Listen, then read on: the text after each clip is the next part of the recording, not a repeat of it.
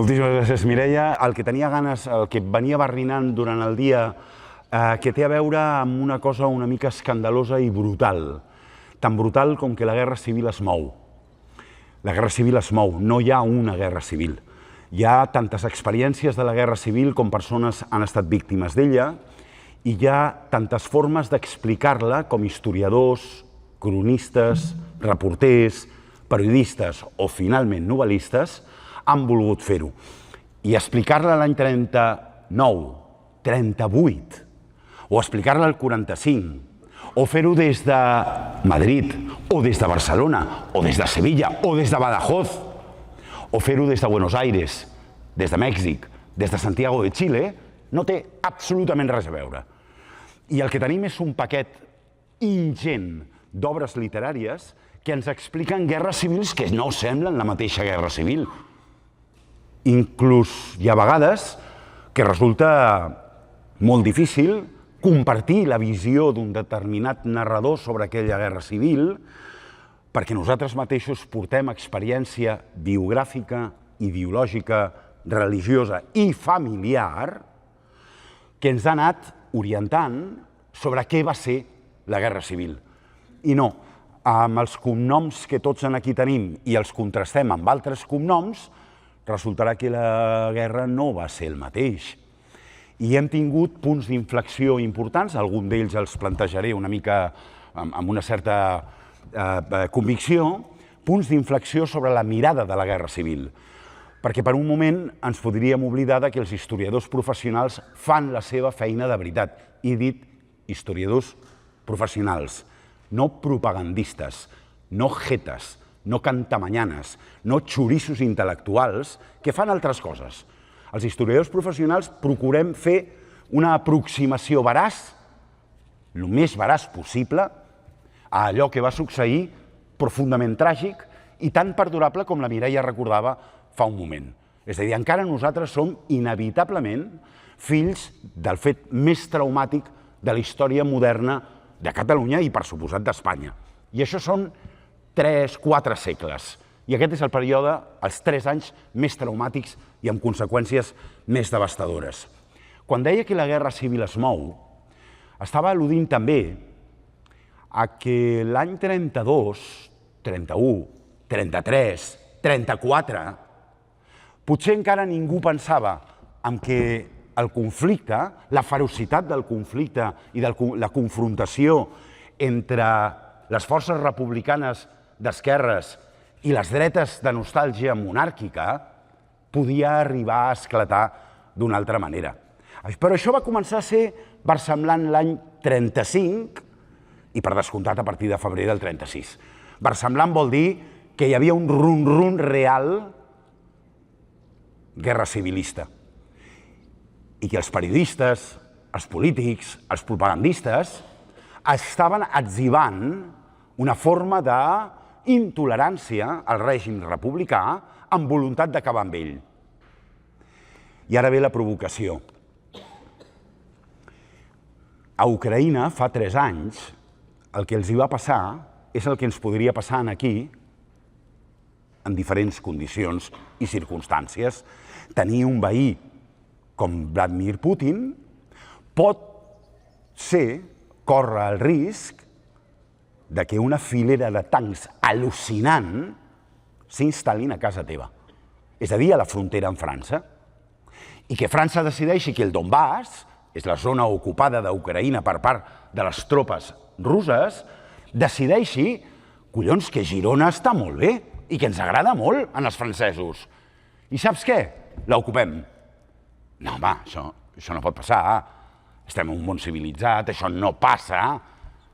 També era un món civilitzat l'Espanya de l'any 30, 31, 32, 33, 34, 35, fins que a partir del 36 va deixar de ser-ho per la decisió d'uns colpistes que van apostar per trencar el període que havia començat a les eleccions del 31. De què estem parlant? Estem parlant d'una sublevació armada contra un ordre democràtic constituït per suposat ple de problemes, com tots els ordres democràtics estan plens de problemes, perquè si no són dictadures, on us ho juro, ni un puto problema hi ha amb una dictadura. Ni un! Exactament. No hi ha ni un problema. Perquè no es pot parlar de problemes, perquè les dictadures, per definició, no tenen problemes. Quin és el primer exercici d'una dictadura? El control de la informació. Control d'informació i opinió. I la gent què fa? No enterar-se de res. Per tant, és que mai passa res. Sí, catàstrofes naturals. Gairebé sempre sense morts, perquè si n'hi ha, tampoc s'expliquen. Va haver algú que tingués el cuajo de posar-se a explicar la guerra civil quan el que acabo d'explicar és d'una obvietat flagrant i que no és contestable? És a dir, que a partir de juliol del 36 s'activa la mobilització del colpisme emparat, protegit, legitimat per la jerarquia de l'Església Catòlica, terratinents, poders financers i militars? I algú es va posar a explicar i a defensar una barbàrie com aquesta? Doncs ho tenim, en directe. L'any mateix 38 a Sant Sebastián es publica una novel·la que us recomano llegir. I no m'he fet fatxa de cop. És que és bona. D'Agustín de Foxà. Madrid de corte a checa es titula. Va tenir una primera edició al 38 que és introbable, porto dècades buscant-la, és introbable, i de seguida es va fer una segona edició corregida. Això és una tonteria de filòleg, però estaria bé que algú trobés d'una punyetera vegada la primera edició, per veure què va posar exactament. A la segona, que és de l'any següent, immediata, el que fa és una defensa, una legitimació, un encoratjament als colpistes, als franquistes. Per què? Perquè comença amb un retrat que és una caricatura sagnant, violentíssima i brillantíssima de la incapacitat d'aquests pobres desgraciats republicans, aquests socialistes, aquests nacionalistes que no han trepitjat un puto palau a la seva vida, en exercir el poder. No saben ni agafar els coberts. Els hi posen 3 copes per un dinar. I per què serveix això? Ens fa mal? Clar que ens fa mal. Què hem de fer? Llegir-ho. Llegir-ho. Per què? Perquè estem al 2026. Si estàs a l'any 39 i ets un derrotat, que li doni molt pel cul a Agustín de Foxà. Per suposat. Ara de veritat ens farem els, no sé, refinats o... No, jo no llegeixo fatxes. Home, està molt bé llegir fatxes, t'has d'enterar de com ho van explicar, de quina manera ho van explicar, i el més fotut, que alguns ho van fer bé, Home, clar que ens dol veure les caricatures sagnants d'Azanya, clar que ens dol, i la caricatura del poder republicà, per suposat que ens dol. Pel que no podem negar és la brillantor literària d'un tio amb molt de talent com Agustín de Foxà.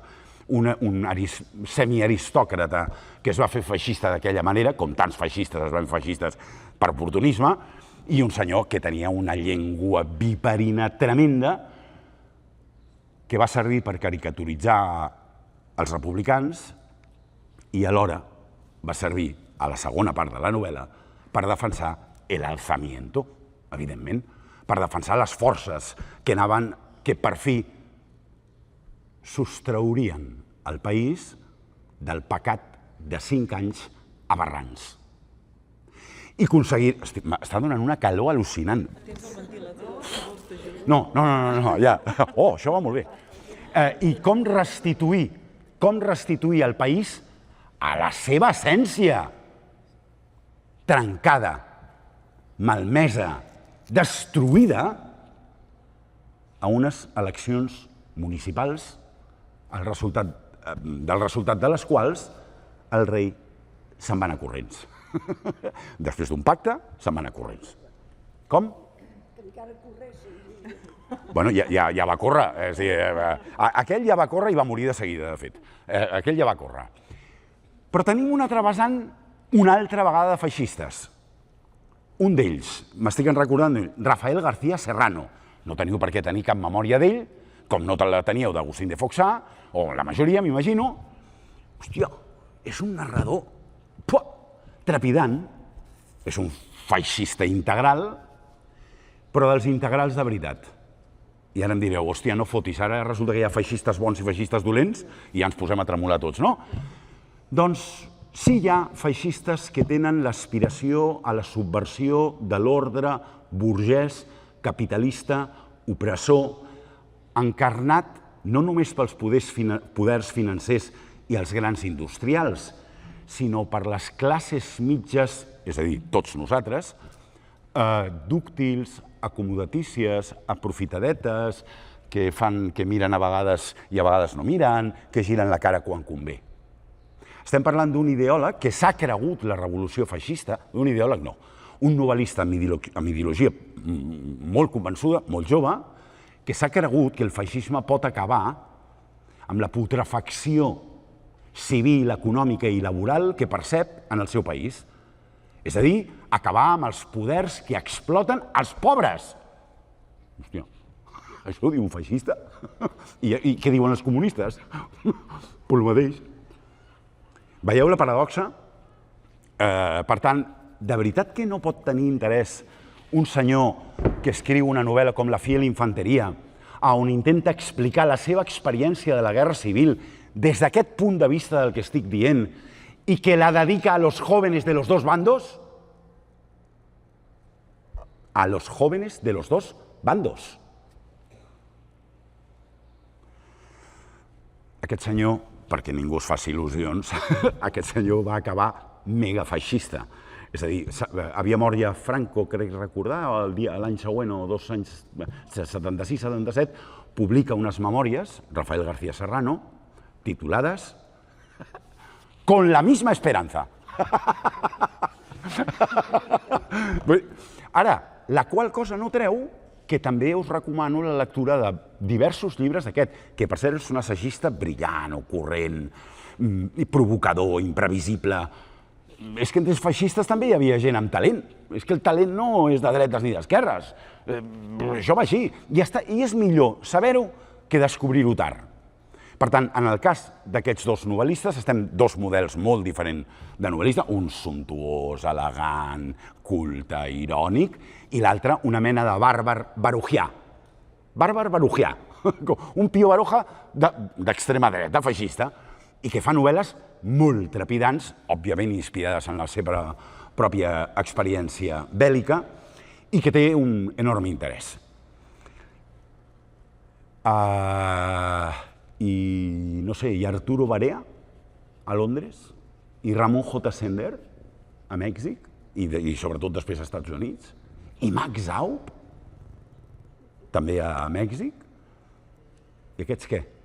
Els 3 exiliats, els 3 dramàticament derrotats, els 3 escriptors professionals que han començat a tenir un cert èxit real com a autors rellevants, molt joves encara, als anys 20 i sobretot als anys 30, tots ells republicans i que han de començar les seves vides literalment de zero.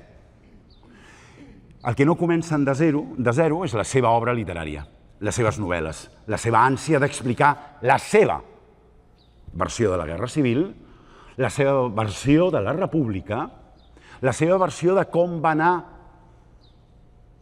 destruint-se la possibilitat d'una continuïtat democràtica, sobretot a partir de l'any 35. I explicar que cap dels 3 és rojo separatista comunista, ni maçon. Ho dic perquè aquest era el lema de menyspreu genèric a tots els derrotats.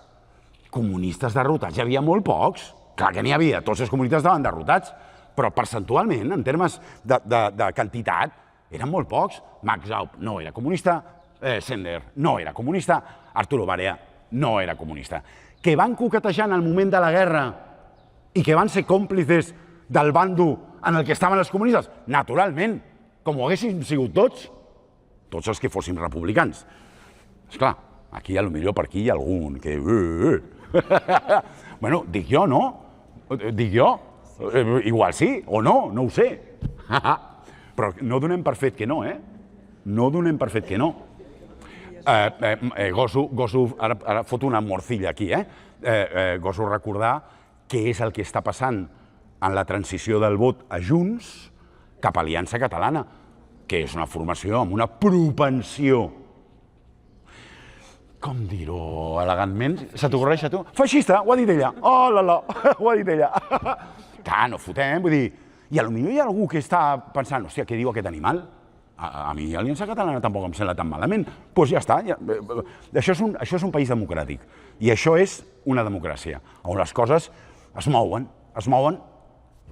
a vegades en direccions no precisament propícies. Evidentment, què fan aquests tres autors? Hi ha molts més, però no és qüestió de fer una catarata de noms. Fan el seu relat de la guerra, ho fan a la Crònica de l'Alba, en el cas de Sender, ho fan a la sèrie dels Campos, El laberinto mágico, que és com es va dir la pentalogia que va escriure Max Aub, o es fa amb un d'aquells llibres apassionants que va tenir una molt bona adaptació televisiva a Ràdio Televisió Espanyola fa molts anys, La forja d'un rebelde. Que són novel·les que, òbviament, no... Sembla que si no sabéssim què ha sigut la Guerra Civil, diríem, hòstia, estan parlant de mons diferents, estan parlant d'espais, realitats, conflictes, persones, famílies, regions, que no tenen res a veure unes amb les altres. Per tant, i això no ens hem mogut de res, la guerra i la immediata postguerra.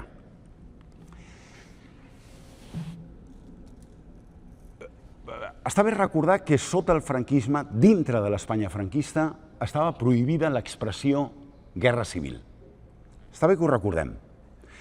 Per tant, no cal ni que recordem que qualsevol novel·la, assaig, crònica, autobiografia, que aspirés a narrar el punt de vista dels derrotats, no només estava vetada, sinó que aquell autor estava ja marcat definitivament. Òbviament, ell havia d'enviar, el seu editor enviava el manuscrit a la censura identificava el subjecte, òbviament prohibia el llibre, però ja el tenia calat.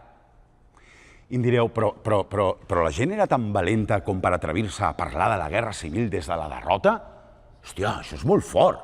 Això vol dir que hi havia gent més heroica que vosaltres. M'enteneu, no? Era una broma, hòstia, era per riure. Més heroica que vosaltres que heu vingut amb aquesta calorada. I que, per tant, sota el franquisme criminal, assassí, i que durant com a mínim 20 anys va ser literalment un estat de terror. Un estat de terror és un estat de terror.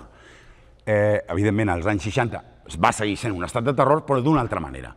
I no ens faríem cap favor creient que els 40 anys de franquisme van ser idèntics a si mateixos. Clar que no. Eren bastant més intel·ligents que això i van anar adaptant-se als canvis generacionals, socials, econòmics. La societat espanyola als anys 60 va créixer al 7%, la segona xifra més alta del món, només per sota del Japó. Per tant, què tenia a veure la realitat de l'any 65 amb la realitat de l'any 45? Res. Des del punt de vista de, hòstia, podem fer-ho d'alguna manera? Ens atrevim a que simbòlicament, al·lusivament, de forma indirecta, el censor potser no pilli que sí estem parlant de la Guerra Civil, però ja sabem que no podem fer-ho directament perquè intentem reconstruir la peripècia dels derrotats, ni que sigui simbòlicament, ni que sigui amb la construcció d'un relat on s'al·ludeix vagament a que acaba de sortir de la presó un personatge que va tenir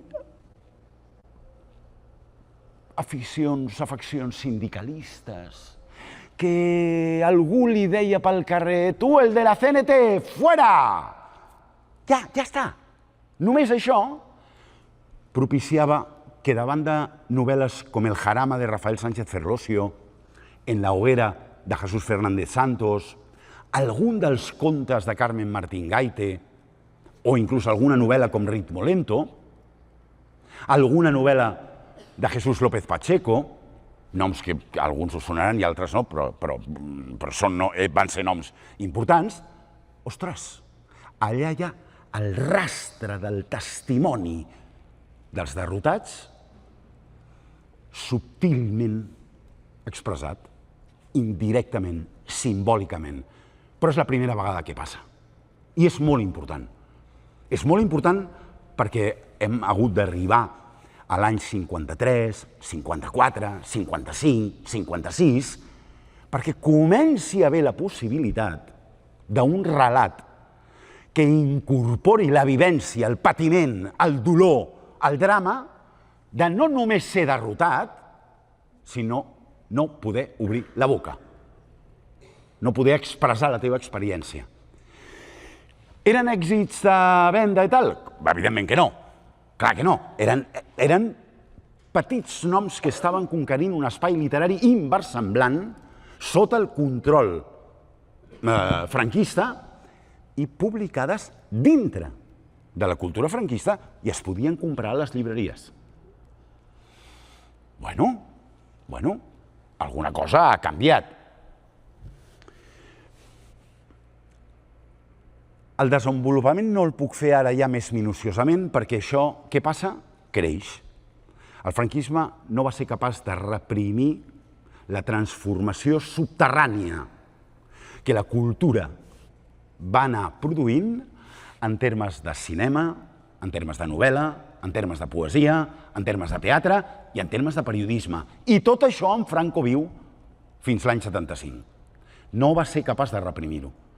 Si ara tindríem una experiència màgica si agaféssim una revista xula, guai, potent, i jo us diria quina, de l'any 69, 68, 69 estic dient, 70, 71, no us creuríeu el que surt publicat en allà.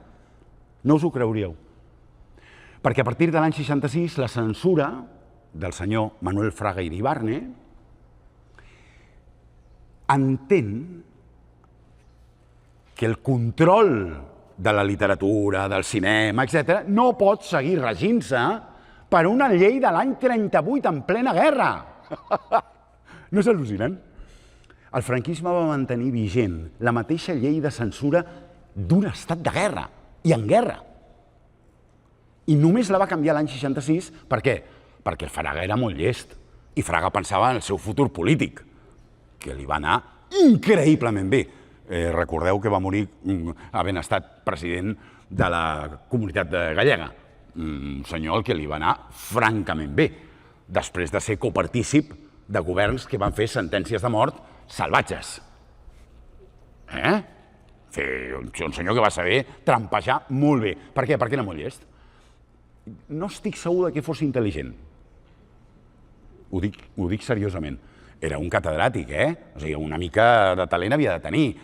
O esforç, o memòria, tenia una memòria prodigiosa. Però era un home que volia fer carrera política i dintre del franquisme es va donar perfectament a l'alçada del 63, 64, 65, 66, de que el franquisme feia alguna cosa per adaptar-se a una quantitat de gent nova que començava a sortir-li i que ja tenia 15, 20, 25 anys, suposo que no hi ha ningú aquí d'aquests que llavors a l'any 60 tenien aquesta edat, però estaven. Hòstia, i a partir del 66, 67, 68 van a la universitat. I s'omple la universitat brutalment. De molts xavals que per primera vegada no venen de les classes altes o molt altes, sinó venen de classes mitges i treballadores. Algú creu que tot això no pot produir un rum-rum diferent en termes de periodisme, en termes de novel·la, en termes de narració, en termes de teatre, en termes de cinema? I tant! Què passa? Fem una mica de salt per intentar... Bé, no, faig el salt més bèstia. Estic suant a lo bèstia, això no va, Ja, gràcies. És natural, sempre suo.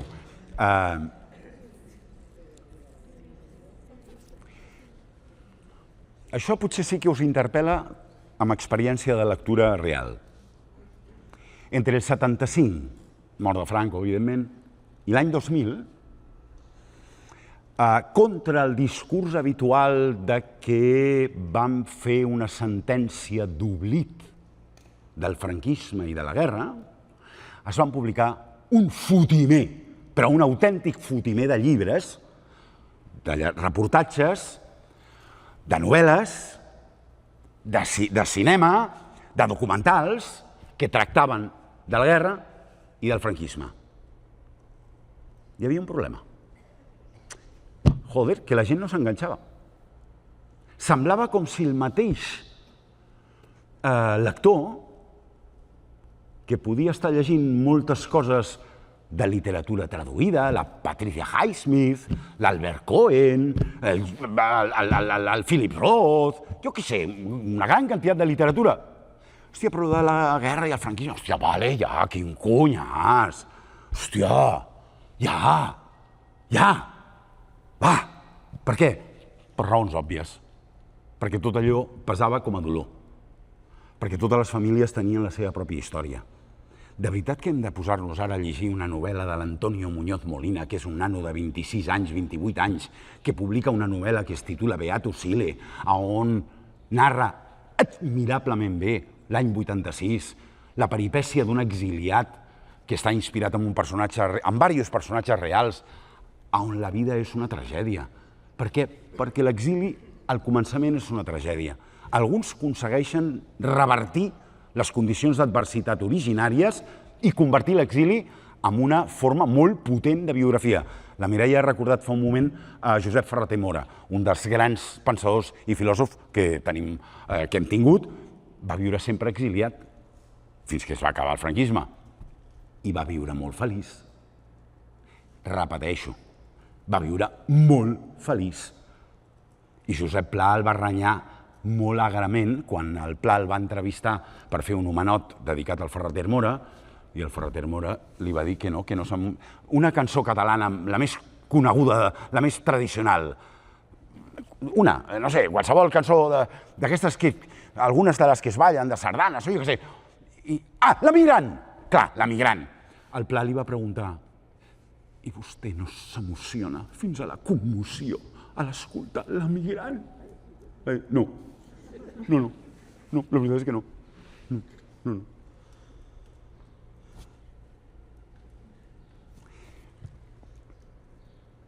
Sí, la novel·la de Muñoz Molina va ser un èxit literari. Èxit literari vol dir que vam identificar un nou escriptor de la democràcia, hòstia, que aquest parlava d'una altra manera. Parlava del passat, parlava de la guerra, parlava de l'exili, i ho feia amb una veu que era diferent. Recordeu, aquí hauríem de recordar, que m'he saltat a Josep Maria Gironella. Me l'he saltat, Me l'he saltat adrede. És que li tinc molta mania. I per no parlar malament d'ell, he dit, va, me'l salto. Però havia de recordar-ho perquè no us penséssiu, perquè després, si hi ha torn de preguntes, que igual no n'hi ha perquè anem molt justets avui, algú dirà, no, i Josep Maria Gironella què? No, jo no penso contestar.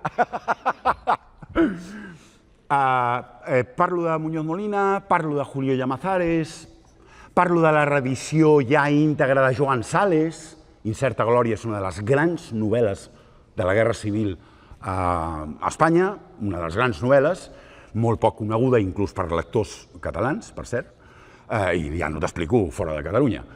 Però és una gran novel·la que intenta reconstruir la peripècia d'un soldat en directe i que, òbviament, està molt manifestament inspirada en la seva pròpia biografia de soldat. És una novel·la, és desigual, no està ben equilibrada, però hi ha moments tremendos d'aquella novel·la. I això comença a poder-se llegir després, igual que, clar, tots aquells exiliats dels que hem parlat, Sender, Max Aub, Arturo Barea, aquí a Espanya no va poder llegir-ho ningú. Va haver de morir-se Franco perquè les edicions de les novel·les que havien publicat en els seus llocs d'exili es publiquessin a Espanya. Per tant, que em sembla que hi havia una mica de no saturació, hòstia, però sí la necessitat de sortir del malic, del dolor, de l'autoreferencialitat, d'un passat tèrbol on tothom tenia complicacions familiars. I mira, saps què? Donat que això sembla que està funcionant mínimament i que aquest cop d'estat de l'any 81 no ho ha fet trontollar tot, hòstia, igual ara ens dediquem a llegir altres coses i mirem altres coses i no sé què. Jo tinc la impressió que va passar això, el qual no vol dir que no es publiqués. el qual no vol dir que no es publiqués, que no es fes, i a vegades obres molt bones, la que he citat del Muñoz Molina, i podria citar-ne més. On hi ha un canvi estructural i que si és un trencador, com es digui, no sé, un pum, aquí què ha passat? I això? Es diu Soldados de Salamina, de Javier Cercas. Any 2001.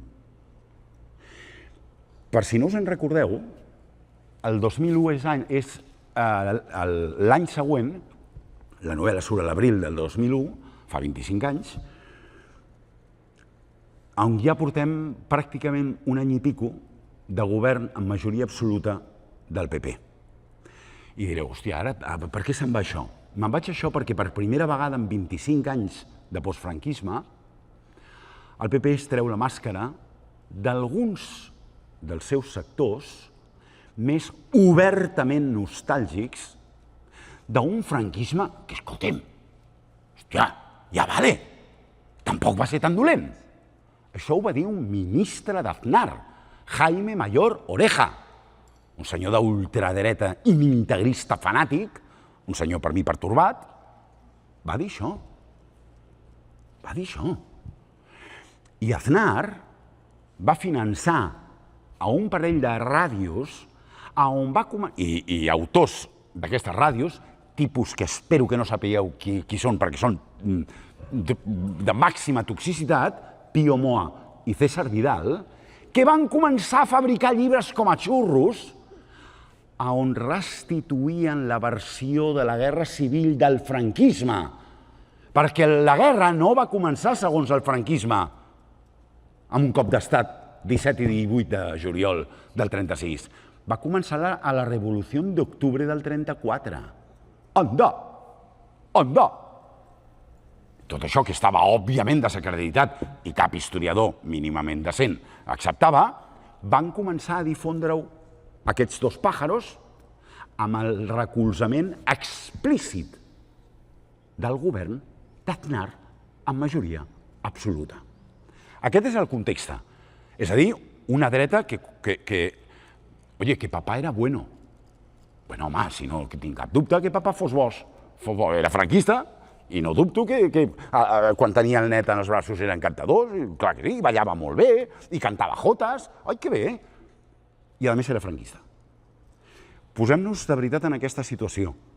Les famílies tenen memòria real. I això formava part del que no havien pogut dir i van començar a poder dir-ho.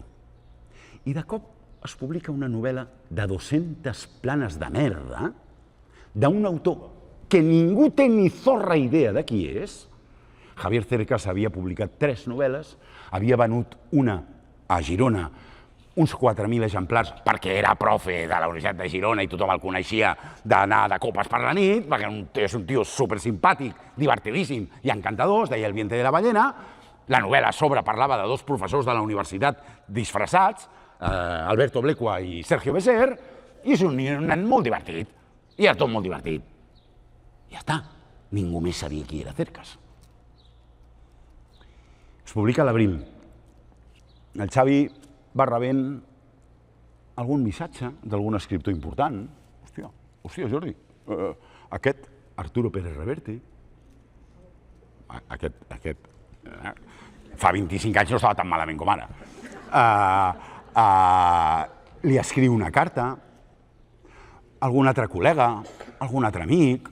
Hòstia, a veure si això comença a anar bé. Hem venut ja la seva editora, l'Ester Tusquets, morta ja. L'Ester Tusquets li va dir, joder, Javier, de esto no vendemos de 5.000 ejemplares. ¿La guerra civil? ¿Sobre la guerra civil y un fascista? ¿Y un comunista? Tío, 5.000 ejemplares con suerte. Y encima el héroe es un comunista, que ya no quedan comunistas en ningún sitio, se ha caído el muro de Berlín, que hay supervivientes del comunismo. Ahora eso, tío. Va en sèrio, Tot això és autèntic. No amb aquestes paraules, evidentment, però jo ja feia una mica de teatre. Arriba el setembre i, hòstia, pàgina sencera en El País firmada per Mario Vargas Llosa, dient, hòstia, esto es un novelón. Esto es un novelón, per molt que té 200 planes. Esto es una gran novel·la. Ja havia començat a vendre's, és a dir, no va ser un salt instantani. Això el Carles Geli, un gran periodista cultural que incomprensiblement es va prejubilar amb 59 anys, i ho dic perquè ho deploro, perquè era un grandíssim periodista cultural i bon amic meu, com us podeu imaginar, per això ho dic. Ho va estudiar, i va estudiar molt clarament que abans del setembre del 2001, la novel·la ja estava començant a créixer en vendes, però des d'aquell moment es va disparar. Però després es va disparar salvatgement, i això va ser instantani, i va durar 2 anys. Estem parlant d'1 milió d'exemplars d'una novel·la literària que parla de la Guerra Civil, dedica la seva segona part, 60 planes, a una semblança intel·lectual i biogràfica d'un fundador de Falange Espanyola, que és Rafael Sánchez Mazas. Al mig de la novel·la hi ha un assaig biogràfic, que és la peripècia d'aquest pàjaro, d'aquest escriptor polític, editorialista d'Arriba a Espanya després de la guerra, un senyor que va seguir manant molt. Aquest senyor va tenir carpeta ministerial amb Franco sense cadira perquè no hi anava. O sigui, un senyor molt important. I qui l'hagi llegit o sàpiga alguna cosa, la recordi, sabrà que malgrat que la novel·la es planteja com una investigació al voltant de qui va absoldre de la mort amb un afusellament aquí al costat, Cornellà de Terri, o una cosa així. Joder, us ho sabeu tot. Me'n vaig, adiós. No, ja està. Doncs al Colell. Però està a prop de Terri aquest, no? L'altre cantó, tampoc era tan... M'he equivocat de molt poc. Vale, doncs ja la sabeu. Vale. I llavors què passa?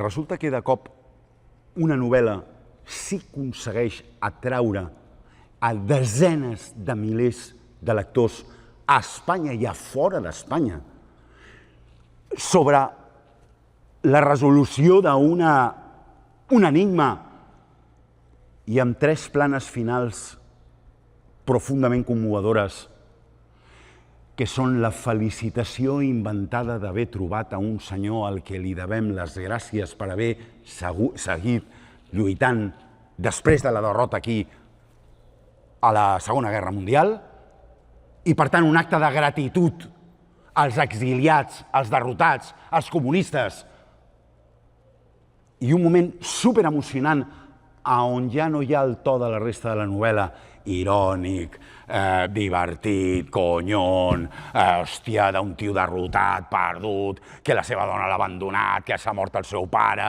incapaç de fer una novel·la, un desgraciat. Un desgraciat que acaba trobant a un senyor que ell creu, perquè ell, el miliciano, no li reconeix mai que ha estat qui va salvar la vida, qui no va matar el Sánchez Mazas com podia haver-ho fet. Aquest moment, aquesta novel·la, és la que desperta una sintonia de les que ningú pot preveure entre el lector massiu i l'autor. Us puc assegurar que el Xavi creia el mateix que Beatriz de Moura quan publica el llibre a l'abril del 21. Vendrem 5.000, 6.000, 7.000, amb molta sort. El Xavi es creia exactament això. I va començar un fenomen insòlit, passa molt... Pàtria. Pàtria de Fernando Aramburu va passar el mateix. I per una sintonia també semblant. Diferent, però semblant. És a dir, de cop, una novel·la aconsegueix tocar la fibra transversal generacionalment de molta gent que no té ni idea de què és la Guerra Civil. Aquest va ser el punt crucial. Durant 25 anys, l'interès popular del lector de llibreria, de l'assistent a cinemes, no s'enganxava amb el tema. Els llibres venien, sí, les pel·lícules es veien, sí, hi havia bones, sí, però no hi havia una connexió. Per mi la connexió aquí, un dels secrets d'aquesta connexió, és el canvi generacional que que significa hi ha 2 generacions més sense memòria de la guerra ni del franquisme, gent jove, gent que entra a la vida adulta, i el to, el punt de vista, la construcció d'un narrador, el que li passa el mateix que ens passaven a tots, menys a mi, que jo em dedicava a això. És a dir, la immensa majoria de la gent l'any 2000 li preguntaves la Guerra Civil, bueno, fa molts anys, tu. Va en sèrio. I què feia el Cercas? El Javier Cercas, que era el protagonista de la novel·la, el narrador parlava en boca de Javier Cercas, que era el mateix senyor que firmava el llibre. Hòstia, no tinc ni puta idea de la novel·la, de la Guerra Civil, si no sé res. Hòstia, de veritat és normal no saber res a l'any 2000 del que va donar lloc al franquisme durant 40 anys?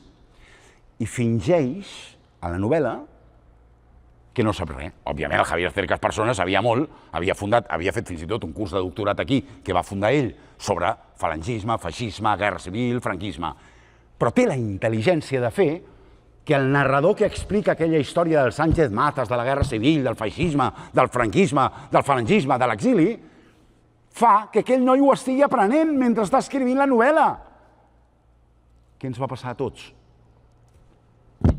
Que ens sentíem identificats amb ell. Estàvem aprenent què era la Guerra Civil gràcies a que l'autor havia creat un narrador que era com nosaltres. I anàvem aprenent amb ell alhora. Cap petulància, cap lliçó, cap res. Fins i tot atrevint-se a una cosa... Som menys quart. Atrevint-se